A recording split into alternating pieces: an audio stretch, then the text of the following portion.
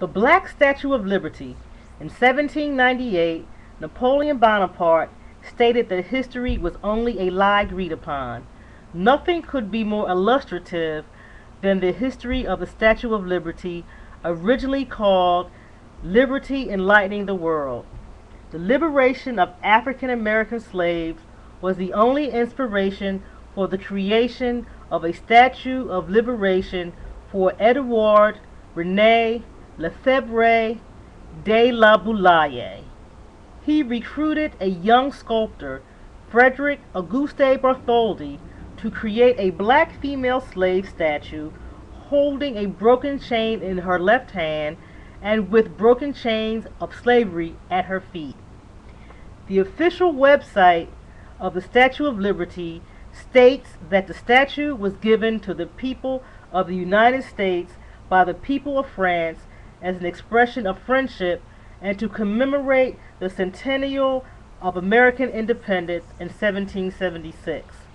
The Encyclopedia Britannica states Bartholdi designed the Statue of Liberty as a monument to the Franco-American Alliance of 1778. These are absolute and total lies. Edouard René Lefebvre de la Boulaye, an internationally renowned lawyer and author of a 3-volume history of the United States, first discussed the idea of a symbol to represent the end of U.S. slavery at a dinner party in 1865 at his country home near Versailles, France.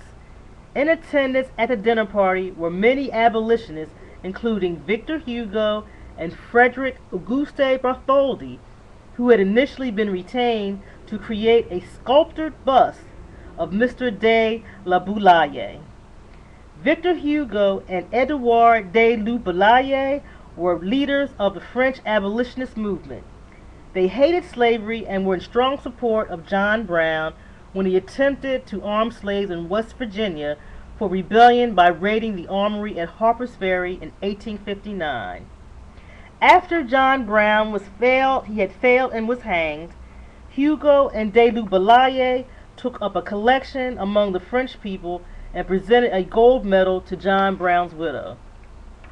After Abraham Lincoln was elected President of the United States in 1861, the French liberals and abolitionists, including Hugo, Bartholdi, and de la Boulaye, urged Lincoln to free the slaves even if a civil war resulted. Lincoln was told, "You would become the first country in history to have fought a war against itself to free the internal slave, and you would go down in history as a truly great country and a beacon of light to all freedom-loving people." The French abolitionists saw the Emancipation Proclamation of 1863 as a worthless piece of paper, since it only freed slaves in the Confederate-controlled states where Lincoln had no jurisdiction and not in the Union-controlled states where Lincoln was still in authority. When the war ended in 1865, French abolitionists were extremely happy, and in addition to again urging Lincoln to free all slaves, de la Boulaye and Bartholdi requested permission to build and dedicate a monument or colossal statuary to the freeing of all slaves in America. When Abraham Lincoln was assassinated, de la Boulaye again headed the abolitionist committee that presented a gold medal to Mrs. Lincoln, just as he had done for the widow of John Brown. In addition to a staunch abolitionist, Frederick Auguste Bartholdi, 1834 to 1904, was an outstanding French sculptor. Bartholdi trained to be an architect in Alsace and Paris, and then studied painting with Ary Scheffer and sculptor with J.F. Sue.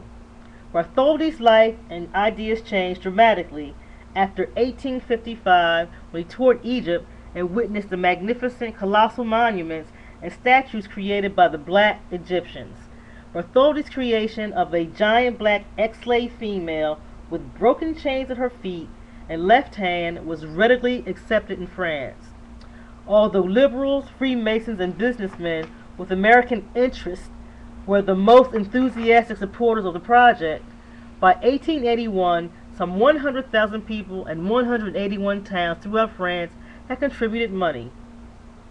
In 1871, Frederick Bartholdi, at the urging of de Balaye, undertook a voyage to America to sell his idea of a colossal statue clearly symbolizing the end of chattel slavery in the United States.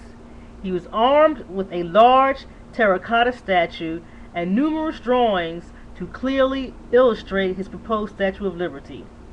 The original African face of the Statue of Liberty was published in the New York Post dated June 17, 1986, as part of the centennial celebration.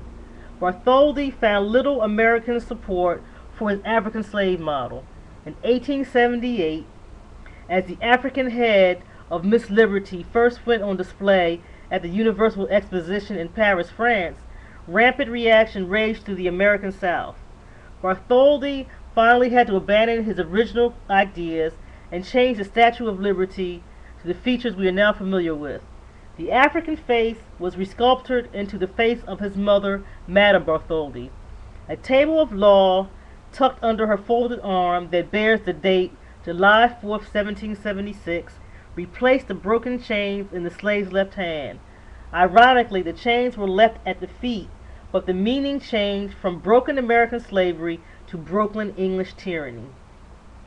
On May 18, 1986, during the centennial celebration, the New York Times joined the New York Post in describing the original Statue of Liberty and the intention of de Balaye and Bartholdi in presenting the statue to America.